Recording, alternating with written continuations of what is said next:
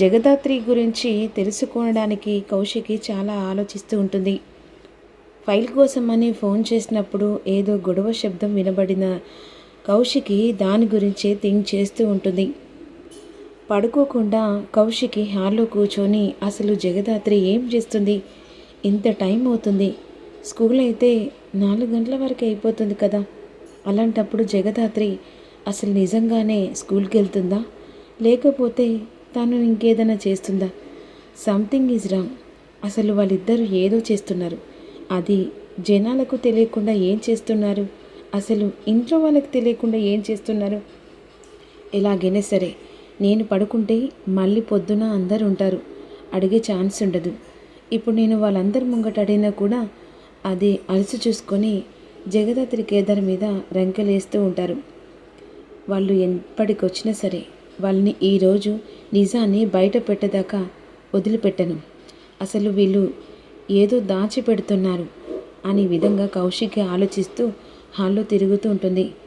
ఇక వెంటనే కేస్ కొలిక్కి వస్తుంది.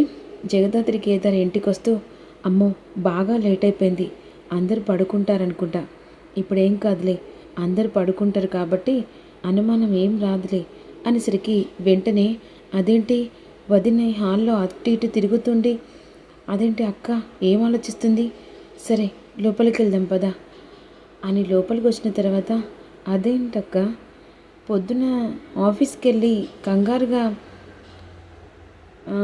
కంగారు పడ్డావు, అంతేకాకుండా పొద్దున్న నుంచి టైర్డ్ అయిపోయావు కదక్క, పడుకోకుండా అటు ఇటు ఎందుకు తిరుగుతున్నావు అక్క, ఏదైనా ప్రాబ్లమా, ఇంత టైం అవుతుంది కదా, పడుకోపోయిన వదిన అని చెప్పేసి జగదాత్రి కౌశికిని అంటూ ఉండగా, కౌశికి వాళ్ళ కోసం ఎదురు చూస్తుందని వీళ్ళకు తెలియదన్నమాట.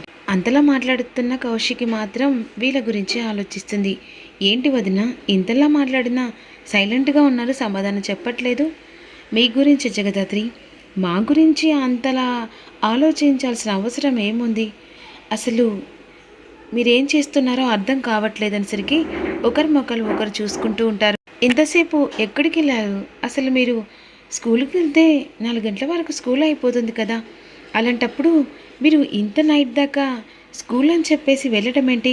అయ్యో వదిన అక్కడ చిన్న గెట్ టుగెదర్ పార్టీ లాగా చేశారు, అలా అని లేట్ అయిపోయింది అంతే వదిన, ఎందులో ఆలోచించడానికి మా గురించి అంతలా డీప్గా ఆలోచించాల్సిన అవసరం లేదు కదా వదిన, ఏమంటావు కేదార్? అవునక్క, స్కూల్లో గెట్ టుగెదర్గా పార్టీ చేశారు, అలా అని కాస్త లేట్ అయిన తప్ప ఇంకేం లేదు.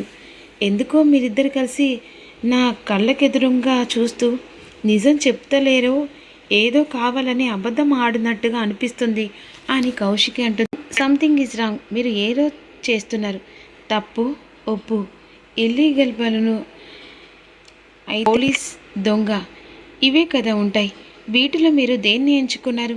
అసలు నిజంగానే మీరు స్కూల్కి వెళ్ళే వాళ్ళలాగా అనిపించట్లేదు, ఏదో ప్రపంచానికి మీరు నమ్మించి మోసం చేస్తున్నారా, లేకపోతే కాపాడుతున్నారా జనాలన్నదే ఇక్కడ అర్థం కావట్లేదు.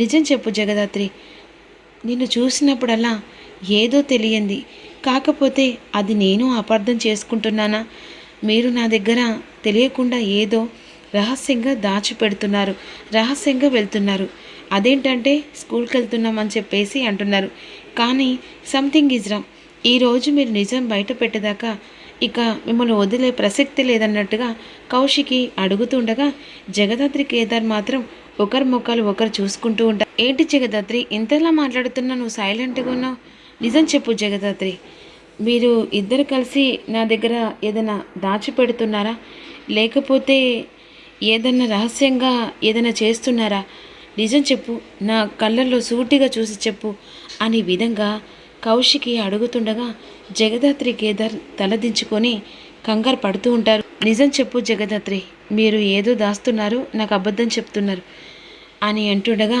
ఈలోపు జగదాత్రి ఆలోచిస్తూ, నిజం బయటపడితే ఇక ఏం లేదు, అలా అని చెప్పేసి వదినకు అబద్ధం చెప్పలేను, అయ్యో వదిన మేమేం చేస్తాం, అయినా చేయడానికి ఏముంది, ఇప్పుడు పార్టీ అని చెప్పేసి అనుకొని పోయాం తప్ప అదంతా ఏం లేదు, ఇల్లీగల్ పనులు సంథింగ్ పోలీసులు అంటే అది ఎక్కడ న్యాయం అన్యాయం జరిగినా న్యాయం కోసం పోరాడుతూ ఉంటాం, అంతే తప్ప అందులో మేం చేసింది ఏముంది వదిన.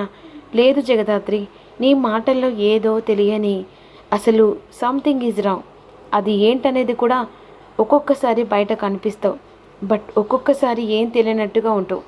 వెనకాల అన్నీ చేస్తూ ఉంటావు, అందరినీ కాపాడుతూ ఉంటావు, మళ్ళీ నేను చేయలేదన్నట్టుగా పక్కకు వచ్చి నిలబడతావు.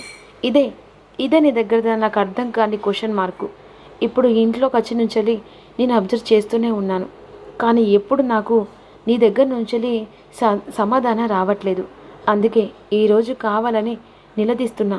నిలదీయడానికి కూడా ఒక కారణం ఉంది.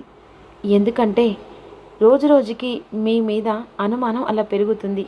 స్కూల్కి అని చెప్పేసి వెళ్తున్నారు, అన్ఎక్స్పెక్టెడ్గా ఒక్కొక్కసారి అక్కడ కూడా కనిపించట్లేదని చెప్పేసి ఇక నిషి గొడవ చేస్తూ ఉంది. బట్ నిషి మాటలు పట్టించుకోవడం పక్కన పెడితే ఏదో మీరు చేస్తున్నారని చెప్పేసి నా మనసు నాకు పదే పదే చెప్తుంది. నిజం చెప్పు అని అంటుండగా, ఒట్టు వదిన, మేమేం చేస్తామని చెప్పేసి జగదాత్రి కావాలని ఒట్టు చేస్తుంది. ఇక మేము చేయడానికి ఏముంది, స్కూల్కి వెళ్ళి వస్తూ ఉంటాం అంతే వదిన అని చెప్పేసి అవే చేసి వెళ్ళిపోతారు. ఇక జగదాత్రి తడబడుకు మాటకు సంబంధం ఏం లేదని కౌశిక్కి ఇంకా బలంగా అనుమానం నాటుకుపోతుంది. లోపలికి వెళ్ళి జగదాత్రి డోర్ తీసి బెడ్ మీద కూర్చొని బాగా దీర్ఘంగా ఆలోచిస్తుండగా, టాయింగ్ అవుట్, అక్క దగ్గర నుంచి తప్పించుకున్నాం. అసలు ఏంటి అక్క ఈరోజు అలా అంత ఫోర్స్ చేసి మనని అనుమానంగా ఫస్ట్ టైం అలా అడుగుతుంది ఏంటి జగదాత్రి అని విధంగా కేదార్ అడుగుతుండగా, అప్పుడు జగదాత్రి ఆలోచిస్తూ, ఎప్పటికైనా వదినకి నిజం తెలుస్తుంది.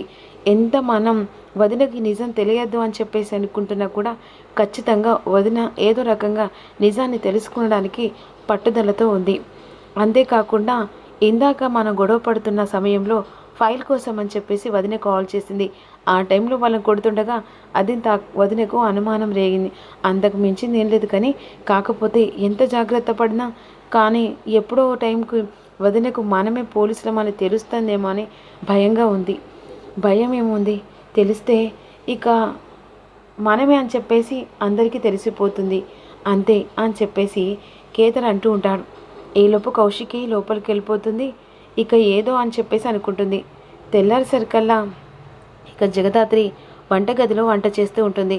ఆ సమయంలో హాల్లో కూర్చొని నిషి, ఏయ్ కాఫీ తేవే అని చెప్పేసి అన్న తర్వాత ఆ సమయంలో వెంటనే ఇక నిషికి ఫోన్ వస్తుంది. ఎక్కడి నుంచి? డాక్టర్ దగ్గర నుంచి. హలో, ఏంటి డాక్టర్ ఫోన్ చేస్తుంది అని చెప్పేసి కట్ చేస్తుంది. ఇదేంటి నిషి కాల్ కట్ చేసింది అని చెప్పేసి వెంటనే గబగబా వెళ్ళిపోతుంది. ఆ సమయంలో నిషికి కాఫీ తీసుకొని జగదాత్రి హాల్లోకి వస్తుంది. కానీ నిషి మాత్రం పక్కకి వెళ్తుంది. అయ్యో, నిషి అక్కడ ఉందా?